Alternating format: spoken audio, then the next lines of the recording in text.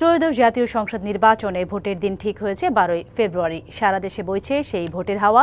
এ নিয়ে কি ভাবছেন সাধারণ মানুষ থেকে শুরু করে আগামী জনপ্রতিনিধিরা, সে কথা জানাতে ডিবিসি নিউজের ইলেকশন এক্সপ্রেস ছুটে যাচ্ছে সব সংসদীয় আসনে। এখন আছে সংসদীয় আসন 254, কুমিল্লা 6-এ।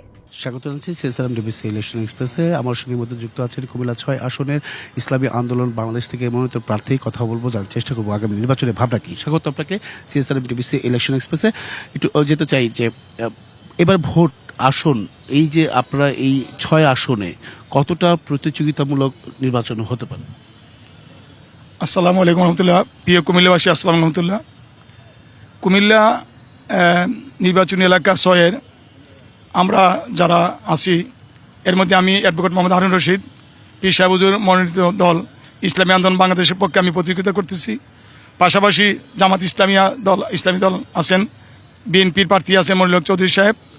আমি মনে করি যে আমরা এই 3 দলের 3 জন প্রার্থী আমরা পাশাপাশি অবস্থান থেকে ভোট চাইতেছি, এবং আমি আমার অবস্থান থেকে আমি যতটুকু ভোটারদের কাছে গেছি, সবাই আলহামদুলিল্লাহ ইনশাল্লাহ আমাকে প্রতিশ্রুতি দিয়েছে ইনশাল্লাহ বলে যে আমরা আপনাকে ইসলামী আন্দোলনের হাত পাকা প্রতীকে আপনাকে আমরা ভোট দিয়ে জয়যুক্ত করব। সেটা কি কারণে, কি ধরনের প্রতিশ্রুতি দিতে চান সাধারণ মানুষ বা ভোটারদের?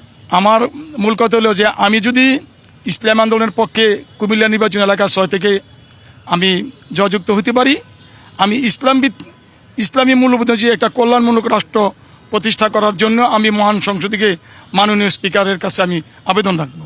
পাশাপাশি কুমিল্লা শহর একটা যানজটপূর্ণ এলাকা, এখানে অসংখ্য ব্যাটারি চালিত রিক্সা, এই রিক্সাগুলি যখন রাতেরবেলা চার্জ দেওয়া হয়, কুমিল্লা শহরে লোডশেডিংয়ের আওতা পড়ে আসে।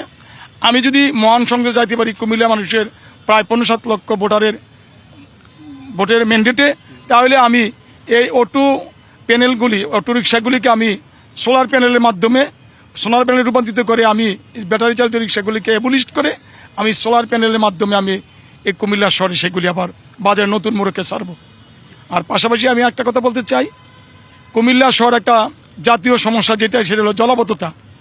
আমি যদি মহান সদে যেতে পারি জনগণের ভোটের ম্যান্ডেটে, তাহলে আমি সিএস ম্যাপ ধরি কুমিল্লা শহরে অসংখ্য খাল আছে, যেগুলি কাছে গেলে এখন দেখা যায় এখানে মাল্টি স্টোরি বিল্ডিং।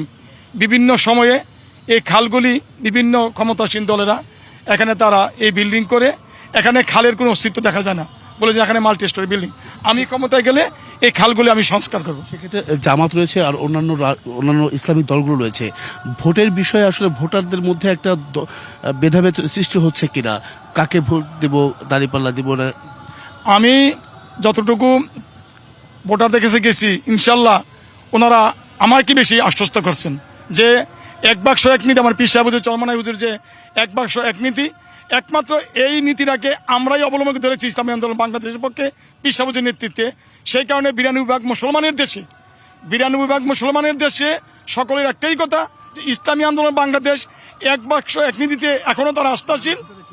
নারী ভোটারদের কাছে গেছি, নারী ভোটার আমার মা বোনদের একই কথা যে আল্লাহ রাসূল নারীদেরকে সবচেয়ে বেশি মূল্যায়ন করেছেন।